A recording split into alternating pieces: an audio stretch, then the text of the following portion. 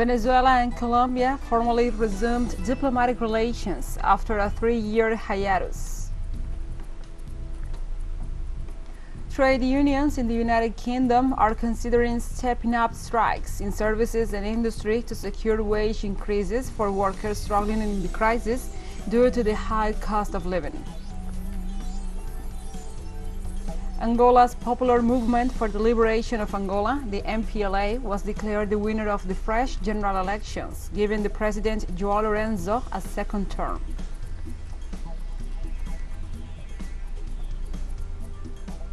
From the headquarters of teleSUR English in Havana, Cuba, this is From the South. I'm your anchor, Gladys Quesada, and these are the news. Venezuela and Colombia formally resumed diplomatic relations on Sunday after the arrival of their ambassadors Felix Plasencia and Armando Benedetti in Bogotá and Caracas, respectively. The purpose is to re-establish binational relations in different areas, betting on cooperation and integration to consolidate significant progress for both peoples. After the arrival to power of Colombian President Gustavo Petro and after a 3-year hiatus. With this normalization, it is expected to boost commercial exchange, regarding which the Colombian Venezuelan Chamber manages projections of exchanges estimated between $800 to $1,200 million in 2022, after last year's figure was around $400 million. Another top issue will be migration, as thousands of people cross the border every day, and one of the challenges in this regard will be to reopen the border bridges in Táchira, which are limited to pedestrian traffic.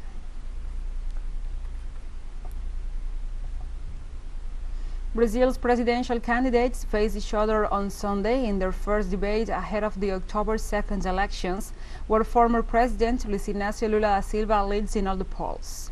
The candidates who participated in the first debate were Luiz Inácio Lula da Silva, the ultra-right Jair Bolsonaro, Simón Tebet, Soraya Trojnik, Felipe Dávila, and Ciro Gomes. Lula stated his government will invest in health and housing, and pointed out that when he took office, there were over 3 million students, and by the end of his term, the figure reached 8 million.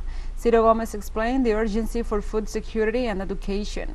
Key issues included environmental protection, the need for gender equity, and the economic protection, health, and the effects of the pandemic, as well as the political stability of the South American country.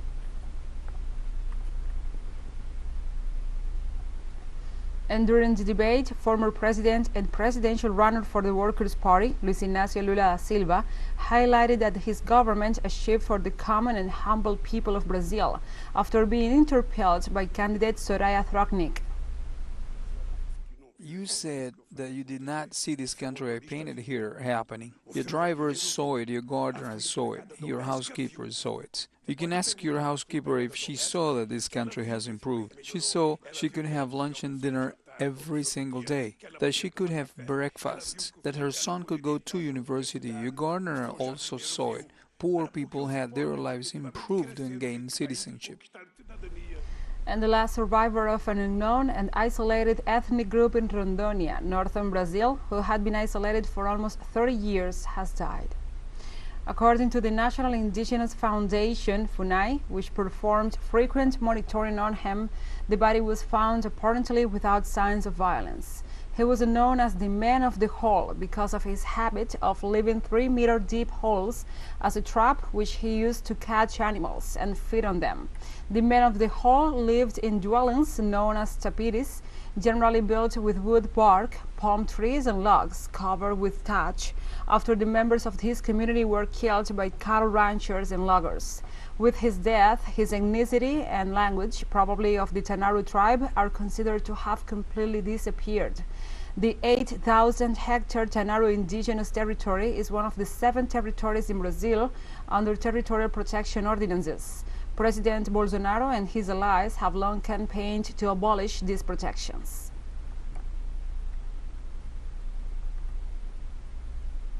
President Andrés Manuel López Obrador of Mexico celebrated the return to school for boys and girls for the 2022 to 2023 school year and congratulated parents and teachers for this event. For her part, the still of the Secretary of Public Education, the ESEP, Delfina Gomez Alvarez, said that in response to the great interest in education, the new school year 2022-2023 begins today in basic and regular education, both in public and private schools. She stressed that more than 24 million children and more than 9 million teachers and management personnel are expected to attend this period. She also stated that the school calendar will have 190 effective school days and added that basic knowledge will be reinforced. Gomez also emphasized that COVID-19 protocols will be observed.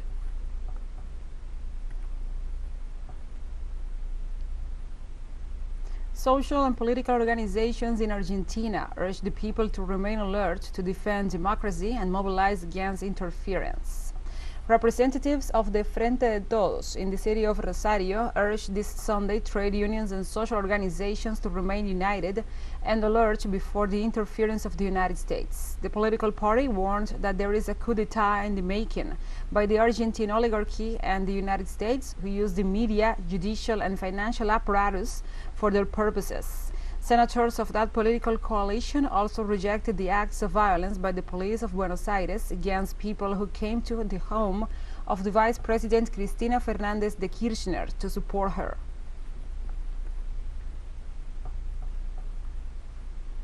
In Chile, a violent incident occurred this Sunday while a group of cyclists were carrying out a family activity on the occasion of the Apruebo in allusion of the upcoming referendum of September 4th. The incident occurred in an activity that took place in downtown Santiago, generating impact among those present, who immediately began to post videos on the incident on social networks. In one of the videos, you can see how the driver of a horse cart runs over the participants of the activity without warning, fleeing quickly, generating despair among those present. The incident reportedly occurred between the intersection of Pionono and Plaza Italia in downtown Santiago de Chile.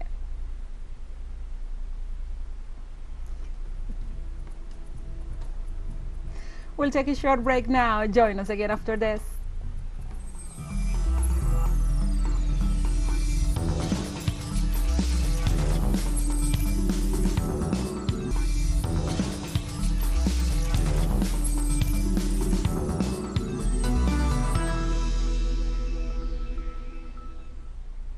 Welcome back to From the South. Trade unions in the United Kingdom are considering stepping up strikes in services and industry to secure wage increases for workers struggling in the crisis due to the high cost of living. Unions are expected to submit motions ahead of next month's Congress that will allow them to coordinate strikes to ensure the greatest impact on services. The head of the public services at the Trade Union Congress, Kevin Rowan, said the Union Center will support and encourage unions to ensure the strikes achieve their desired result. Britain is facing a massive cost of living crisis, with pay rises failing to keep up inflation, which last week stood at over 10%. I want it to be as short and as effective as it can be. In order for it not to be prolonged, then you want to maximise its effectiveness. If that means unions working together, then we would absolutely support and encourage unions to do that.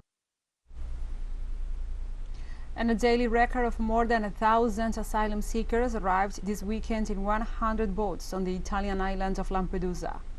Lampedusa, one of the most dangerous routes that migrants follow to cross the Mediterranean and reach Europe. As confirmed by the Italian authorities to the local media, the refugee camp on Lampedusa is in a complex situation, currently housing 1,500 occupants for a total capacity of 350. Landings of migrants also continue on the coasts of southern Sardinia. In the last 36 hours, 84 have arrived, adding to the 132 others who arrived on August 26th and 27th.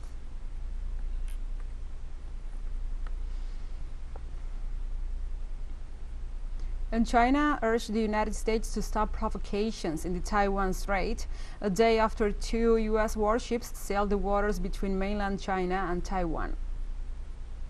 once again urges the U.S. to stop falsifying and distorting the One China principle, abide by the basic norms of international relations, are respecting the sovereignty and territorial integrity of other countries and non-interference in international affairs, as well as earnestly abide by the One China principle and the three Sino-U.S. joint communiques. Do not be a troublemaker for peace and stability in the Taiwan Strait.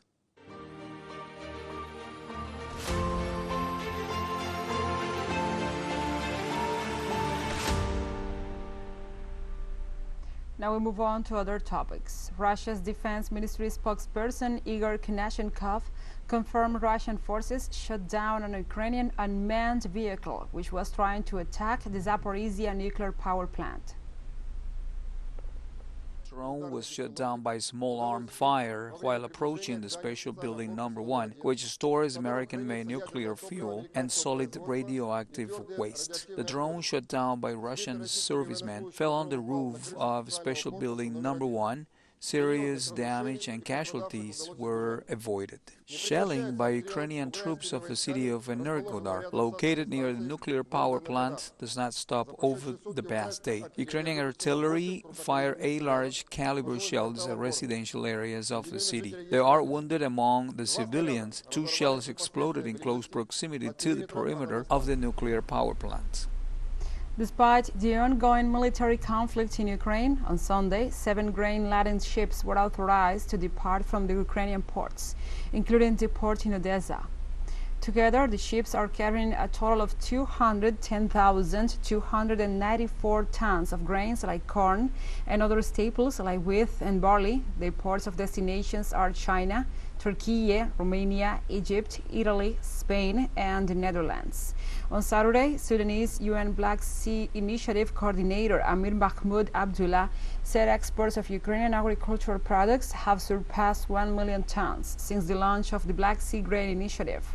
As the exports grow, so does confidence and prices come down. Since the operations began on August 1st, dozens of voyages have been enabled.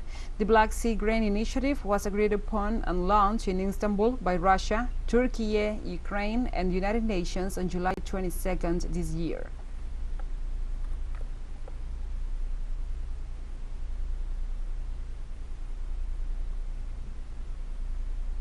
And teleSUR will dedicate its coverage of the Football World Cup Qatar 2022 to the figure of Diego Armando Maradona, who accompanied our crew in the last 2 World Cups. With the football star, we also toured our continent with the show The Sur de Viajero. We want this tribute to have its own music. With that in mind, we invite you to write or compose a song for teleSUR's coverage of Qatar 2022 Football World Cup. It must be an original song, never recorded before or published in any media, and free of legal attachments. Record the song in any format, WAV, MP3, even with your cell phone, and send it as an attachment to comunicaciones@telesurtv.net with the following information: author's name, nationality, and the name of the song. The closing date for the call for entries is September the 10th, 2022. A jury of prestigious musicians and composers from the region will select the winning piece. The prize will be the recording of the song, a video clip, and the wide diffusion of the work. 1 week after the closing of the call, teleSUR will announce the results. And we have more news coming up after a final short break, so stay with us.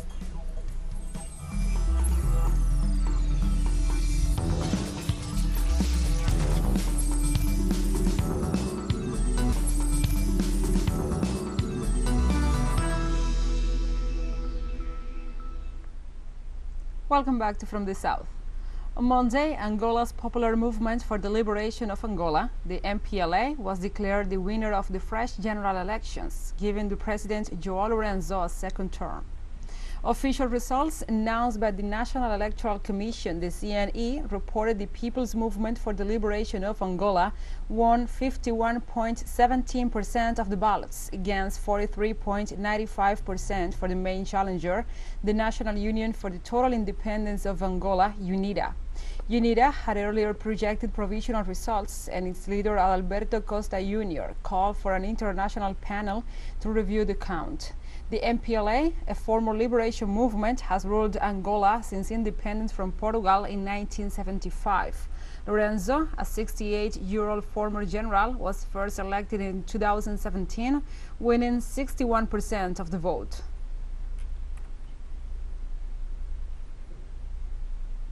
And at least 85 Palestinians have been killed in the West Bank this year as Israeli forces carried out nightly raids in cities, towns, and villages, making it the deadliest in the occupied territory since 2016.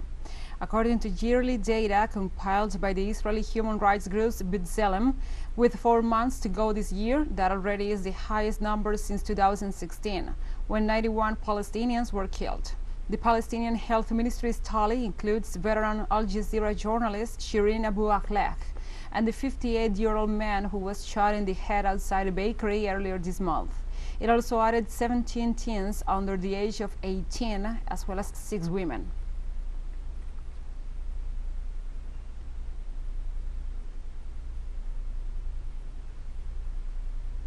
Iranian President Ebrahim Raisi on Monday said reviving a 2015 deal with world powers will be pointless unless the International Atomic Energy Agency puts an end to its probe of undeclared sites in the country.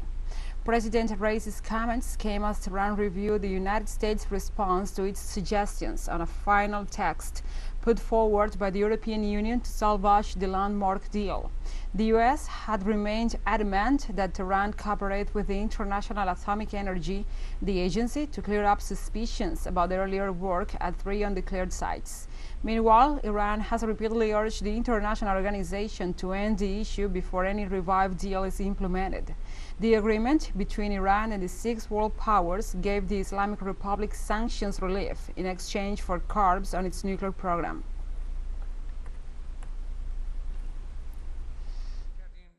In the negotiations, safeguard issues are one of the fundamental ones. All of the safeguard issues must be resolved. Without resolving the safeguard issues, talking about the agreement is actually meaningless. There is no interest in meeting with the U.S. delegation. It is not in the interest of the Iranian people and our great nation. There are no plans for such a meeting. None. And the Tokyo International Conference on African Development concluded on Sunday with a series of agreements and $30 billion in funding for African countries. The economic consequences of the COVID-19 pandemic, the food crisis, and the challenges of climate change were some of the issues discussed at the 2-day conference. Noticeable was the commitment made by the Japanese Prime Minister Fumio Kishida, who called for fixing a historic injustice and pushing for Africa to gain a permanent seat of the United Nations Security Council. Despite its stagnant economic and the Fukushima nuclear disaster in 2011, Japan seeks Africa as a solution for its constant demand for energy resources and allies to position itself internationally.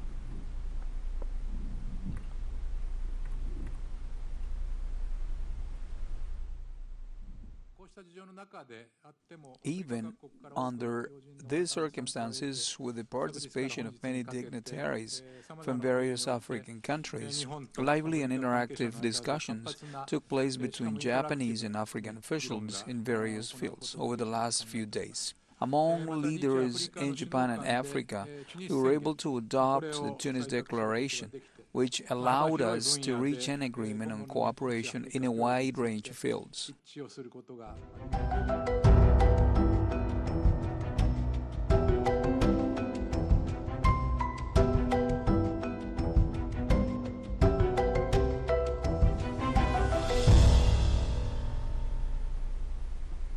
Now we move on to other topics. The National Disaster Management Authority in Pakistan said the death toll from the floods in the country has now surpassed 1,000 people, and that nearly 120 of them died in the last 24 hours.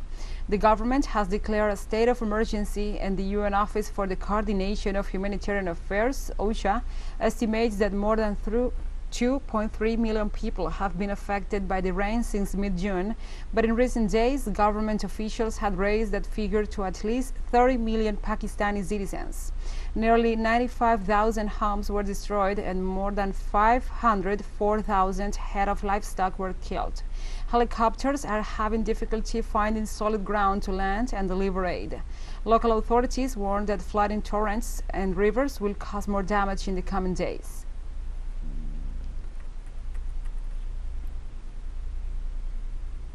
teleSUR English continues to grow. Its signal now reaches Europe. You can order it from your cable dealer or tune it yourself.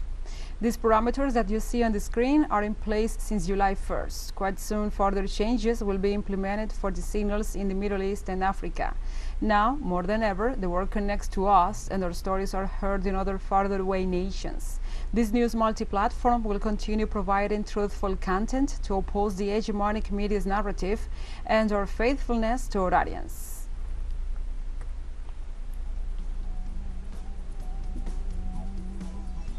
So we have come to the end of this news brief, but remember, you can find this and many other stories on our website at telesurenglish.net. And also, if you feel so inclined, please join us on social media for all the latest news. We are on Facebook, Twitter, Instagram, and Telegram. And now you can also follow us on TikTok account at teleSUR English, in which you will be able to see news in different formats, news updates, and more.